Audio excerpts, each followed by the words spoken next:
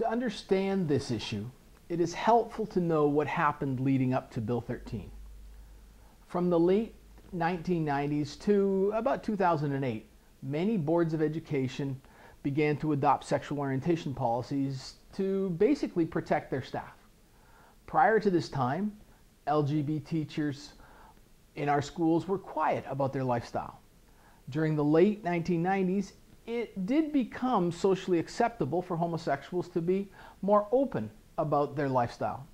So LGBT teachers began feeling comfortable sharing with students aspects of their same-sex lifestyle. As can be imagined, there was some discomfort on the parts of some parents and staff with staff members who began to be more open. Some parents would even request that their child not be in the classrooms of some teachers because of their sexual orientation. As a result, teacher unions worked to develop sexual orientation policies for staff. These policies also included inclusive education instruction for students. Once a number of school boards had these policies in place, the Ministry of Education passed Regulation 157, which stated that school boards must build relationships with the LGBT organizations in the community, the support organizations. Principals were also told that when a student is victimized in school, the parents of the victim are to be informed about what happened and how the school will deal with it. That seemed very sensible. But the Ministry of Education also stated that if a student self-identifies as homosexual, and if the principal believes the parents would not be supportive of the child's decision, the legislation requires principals to not contact the parents. Instead, the principal is to connect the child to counseling from one of the supportive LGBT organizations without the knowledge of the parents.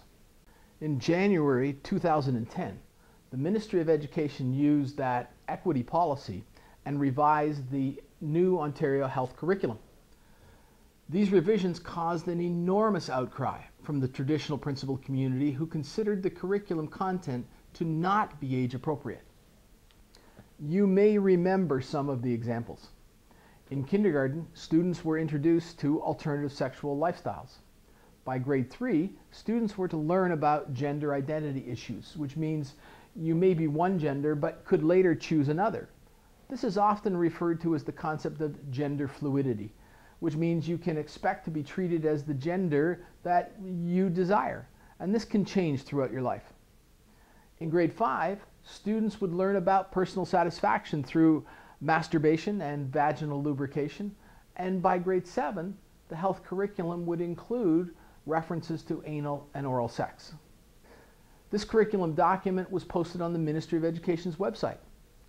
By April 2010, the expression of concern was so intense that the Premier of the province had the curriculum withdrawn from the website, promising it would be reviewed. At the time of this recording, more than 2 years have passed.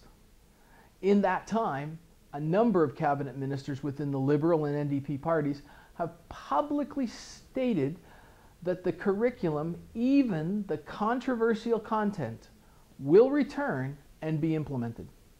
So, the Ministry of Education was not able to revise curriculum using the guidelines and post it on the website without negative backlash. They had to try another way.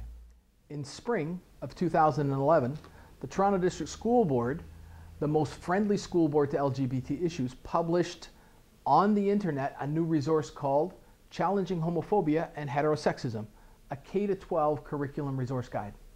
This document has 12 lessons at each learning level which model for teachers how to integrate positive LGBT messaging into their curriculum, every subject, every grade level. It is this document that is being referred to during inclusive education instruction within school boards across the province, not just in Toronto. Parents in other school boards will not know because their school board will not post this document on their website, even though they are encouraging teachers to use it. By November 2011, the minority Liberal government introduced Bill 13, legislation presented to address the bullying issue, when in fact it was a Trojan horse to integrate into our system lessons which will change the values of society.